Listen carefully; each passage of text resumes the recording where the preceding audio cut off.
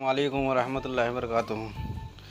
दोस्तों, आज आमला के फ़वाइद बताएंगे, क्योंकि अल्लाह तबारक व तआला फरमाता है वाइज़ा मरीज़ तो फ़वा यशफ़ीन, जब तुम बीमार होते हो तो अल्लाह ही तुमको शिफ़ा देता है।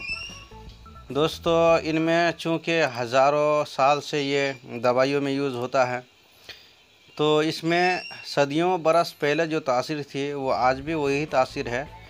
लेकिन हम लोगों को क्या है कि यकीन करना पड़ेगा अल्लाह की दी हुई चीज़ों में, अल्लाह की ये कुदरती चीज़ों में, अशिया में यकीन करना पड़ेगा, तभी हम शिफा पा सकते हैं।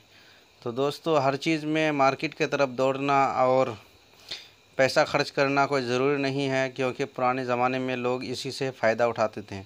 तो इसके बारे में जानकारी रखना ज़रूरी है। तो जानकारी बताऊंगा, उससे पहले कि आप अगर अभी तक चैनल को सब्सक्राइब नहीं किया है तो सब्सक्राइब कर दीजिए।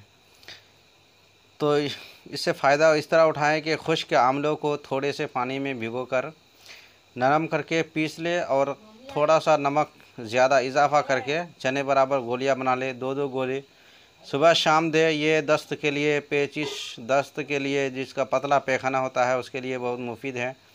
और इसका जोशानदा यानी कि पानी में उबाल कर और घूट कर उसको ठंडा कर ले। जब ठंडा हो जाए तो उसको पीना है। तो इससे शिद्दत प्यास, ज़्यादा प्यास लगना, गले का खुश्क होना, सूख जाना, इसके लिए बहुत मुफीद है। आंवला का मुरब्बा बहुत मशहूर है, बनाना भी आसान है कि इसको पहले पानी में उबाल कर खुश्क कर ले घंटा 2 घंटा। उसके बाद बराबर पानी और चीनी को बराबर मात्रा में दे करके उसको रस बना ले। उसके बाद आंवले को उसमें दे करके सुखा ले, उबाल कर पानी सूख जाए जब तो उतार ले। तो यह आंवला का मुरब्बा है। इस मुरब्बे को इस्तेमाल करेंगे तो खफकान क़ल्ब यानी घबराहट, दिल की बेचैनी वगैरह में बहुत मुफीद है। और चांदी के वरक़ के साथ लेपट कर इस्तेमाल करने से ज़्यादा फ़ायदा है।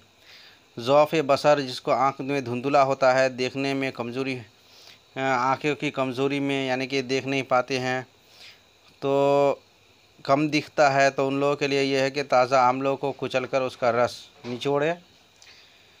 रस निचोड़ कर और सिलाई के ज़रिए से आँखों में लगाए तो आँखों की रोशनी तेज़ हो जाती है। ज़ौफ़ दिमाग, जिसका दिमागी कमज़ोरी है, ज़ौफ़ रहम की कमज़ोरी में मुरब्बा आंवला खाने से, इस्तेमाल करने से बहुत मुफीद है। इसका तेल बनाकर सर में लगाने से सर को तक़वियत मिलती है।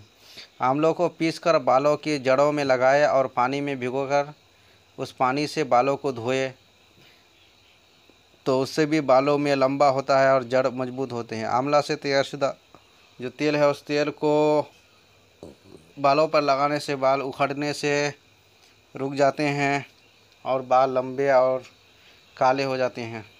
तो उम्मीद है वीडियो अच्छी लगी है। अगर अच्छी लगी है तो लाइक, सब्सक्राइब कीजिए और आगे भी शेयर कीजिए। अस्सलाम वालेकुम वरहमतुल्लाह।